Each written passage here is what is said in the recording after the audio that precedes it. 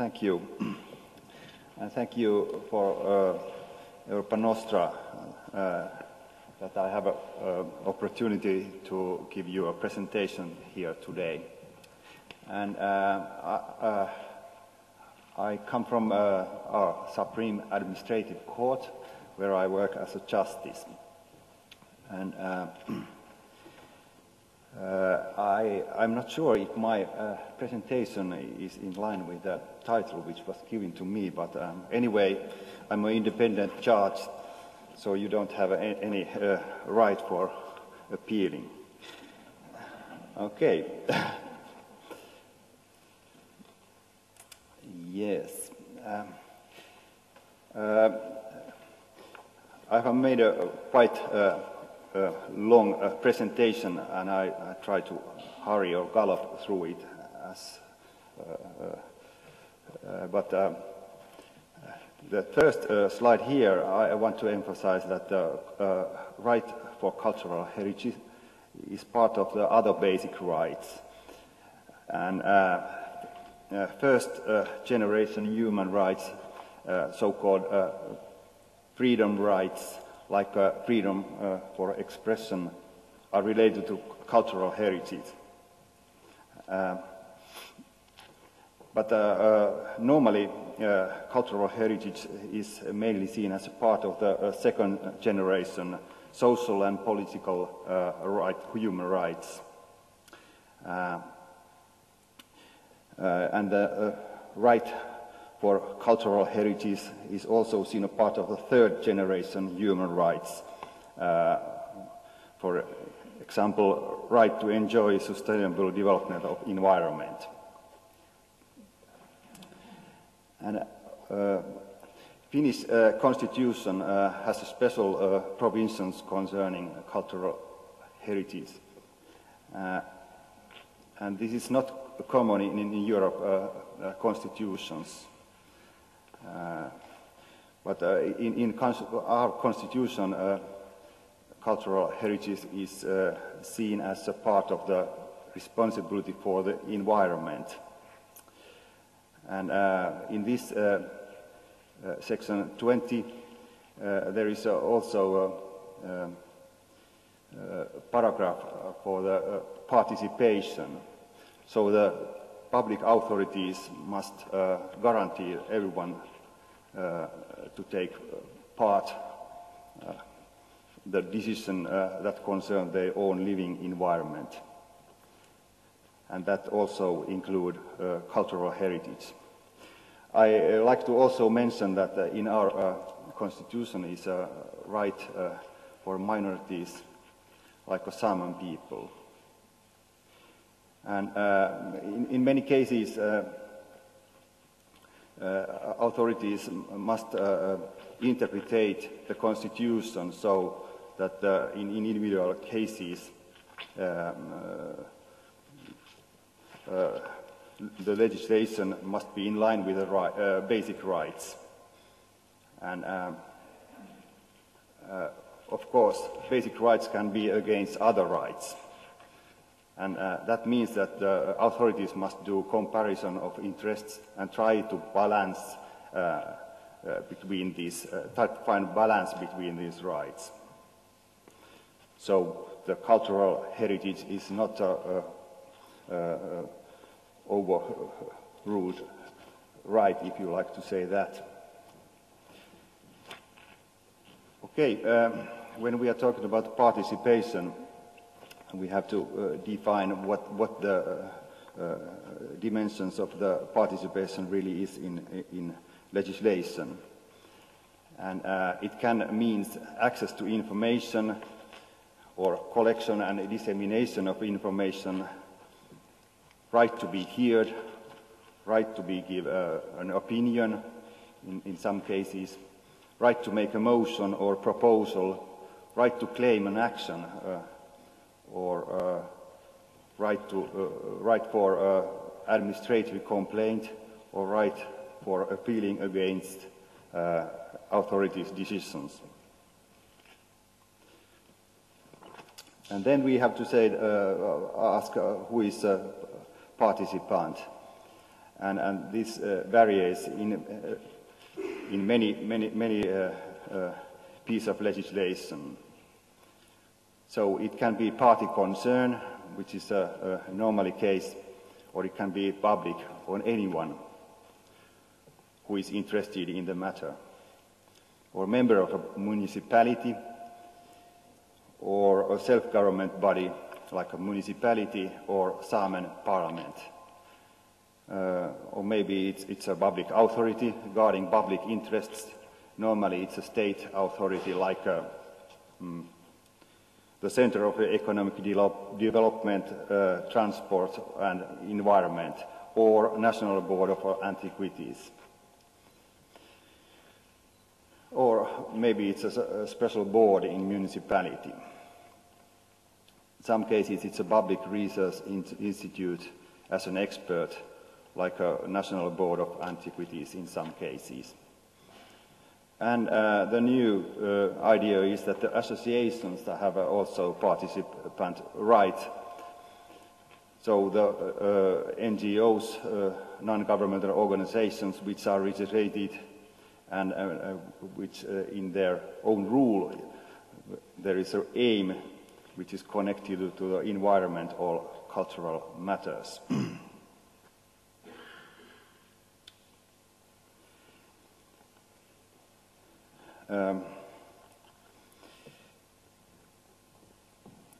I think that the intention of the participation is to produce substance in decision making, and that means that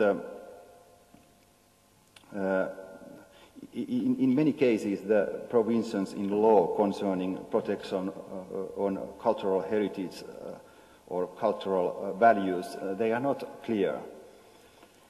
And I think that the idea is that the result of the information about value of the matter is expressed through the participation, and that gives the information to the authorities how to interpret the provisions of legislation. But if you think about some other piece of legislation like air quality, limit values, they are normally clear. So you can say that there is no need that kind of participation.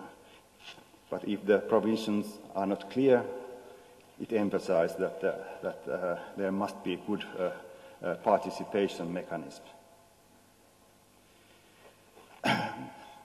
And the participation rights, they are developing all the time. I have put here some conventions concerning European Council, where you can see the evolution of participation in these conventions. And if you look at these old conventions, you can realize that the participation mechanisms, they are quite vague. But I think that although this is not a cultural convention, but it's a very important convention, so-called Arhus Convention concerning access to information, public participation in decision-making, and access to justice in environmental matters. It has have many impetus, also other conventions.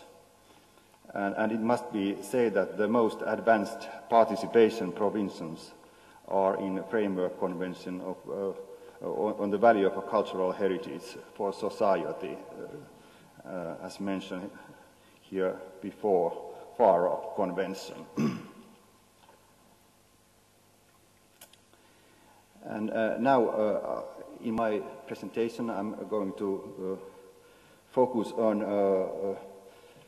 the principles of participation in land use planning, on permitting procedures and protection of heritage objectives, and some other special cases. So land use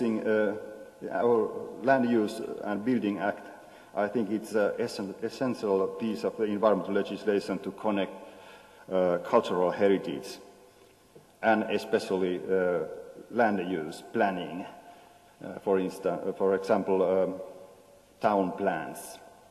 Actually, our building heritage protection is mostly based on town plans. First, there are many participation mechanisms in law, and first is the authority must do a scheme covering participation and interaction procedures. And after that, if there are plans which concern national or important regional land use objectives, there must be some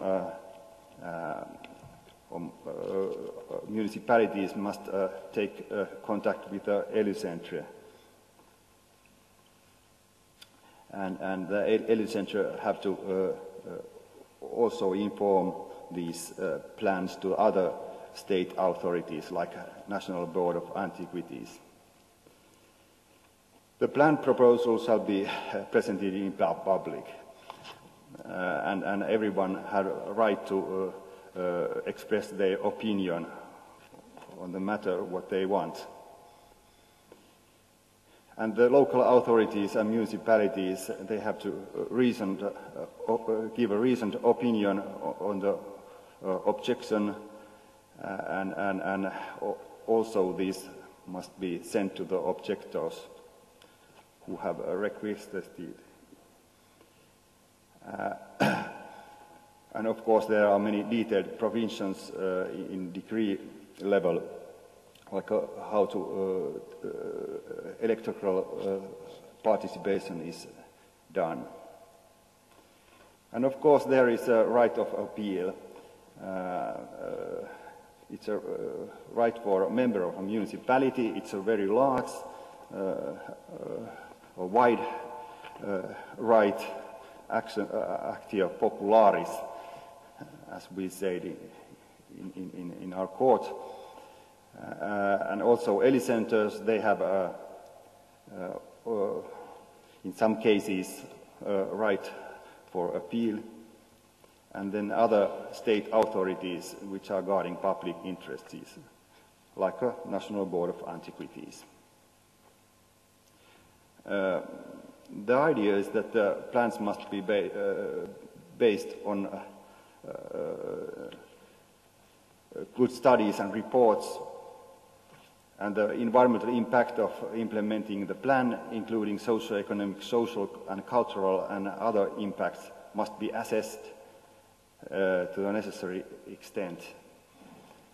And all these studies must be under interaction. But there are, of course, problems in how the Act is working. In our court cases, the main matter is that the studies and reports are not good, and they don't identify cultural values or objectives, are evaluated wrongly. Of course, when the National Board of Antiquities or county museums have give their opinion, or maybe they have not give their opinion, but it's not has no effect on the final plan. But it should be noted that the plans have, of course, other aims, and the cultural values must be balanced with other interests. For example, in Hanko city we have the case where there was a building which have cultural values, but the city has some other ideas to develop their harbor area, and that was also mentioned in the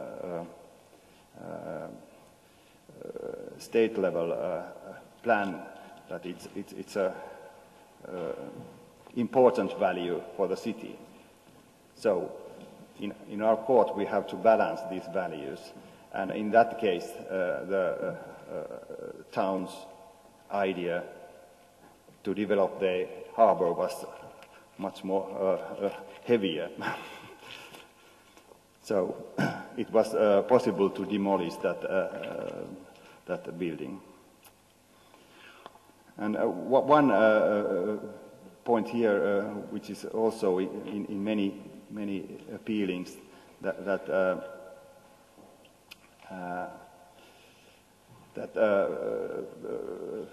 municipalities have or made an agreement with the landowners or construction companies, and people think that it's not fair that the aims of the plan has been made beforehand. But it's not against the law. Okay, and I like to also say that in appealing procedure, the court cannot decide if the plan is, or court can only decide if the plan is against the act. So in appeals are often idea that the plan can be better, or the cultural values maybe could take into account in other way. But the court is not a planning authority. And of course, we have to admit that the appealing procedures are costly and time-consuming procedures. Okay, then there are permitting procedures in Land Use and Building Act. First, there is a general section concerning how the building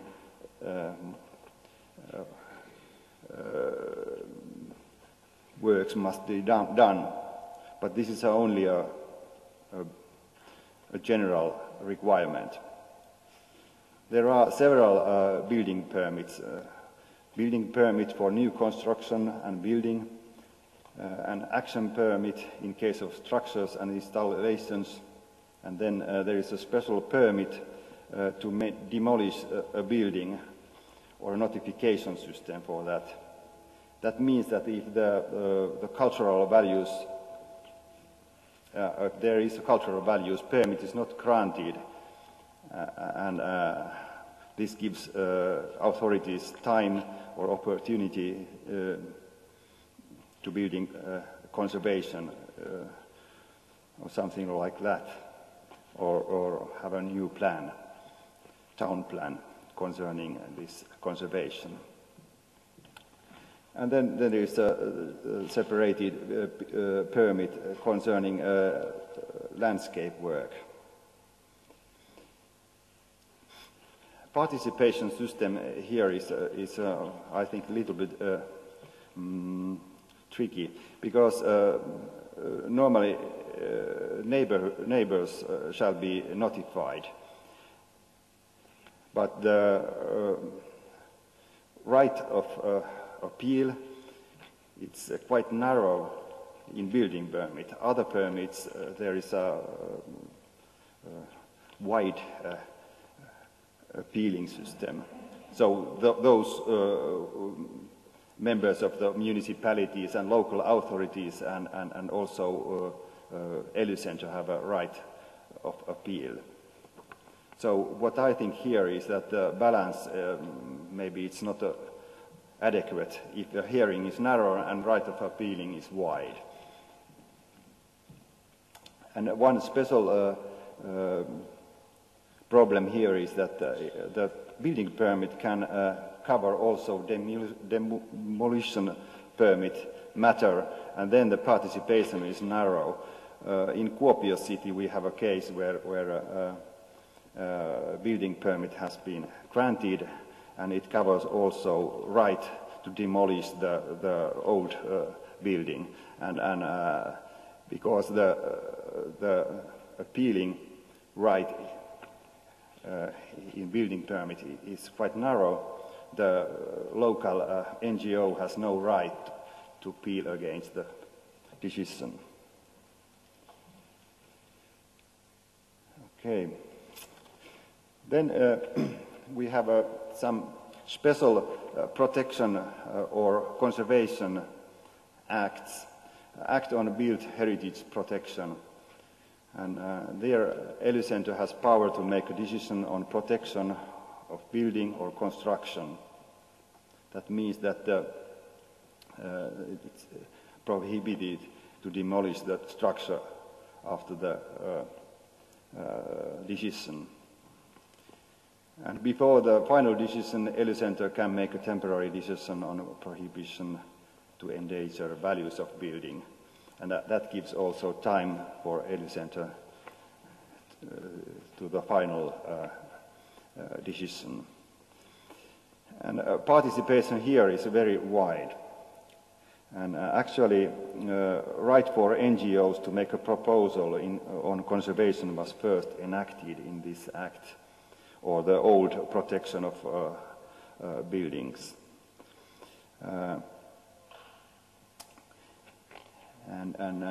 Here it's possible also that landowners have a right to be here. Also, opinion must be asked from National Board of Antiquities or the local or county museums, municipality and Saamen Parliament. And public hearing events or meetings to discuss on proposal can be held. And right of appealing here is also very wide. Those who have right to make a proposal have a right for appealing. And from my point of view, or in our court, in appealings, you can say that there are some problems. ELY centers have a very wide power to decide if the building is conservated. And that means that normally it's very difficult to challenge the ELY center's decision. Also, the compensation of protection is a little bit difficult in these questions. And then the Act on Antiquities. Antiquities and heritage remains are protected ex lege. That means that there is a list in Act, and all these remains mentioned in that list are protected. National Board of Antiquities has monopoly to interpret if the remain is protected, and also how large the surroundings of remain is. ELY Center has power to establish protection zones, and normally National Board of Antiquities and landowners have or can make a proposal for that. And then ELY Center has the power to grant a permit also to interfere the remain if value is not insignificant compared to the harmful impacts of it. And only National Board of Antiquities should be here. The problem is that that the Act is very old and there is no participation mechanism. And from my point of view, the amendments should be made to meet requirements of, for example, Faro Convention. And then the last slide here concerning Mining Act.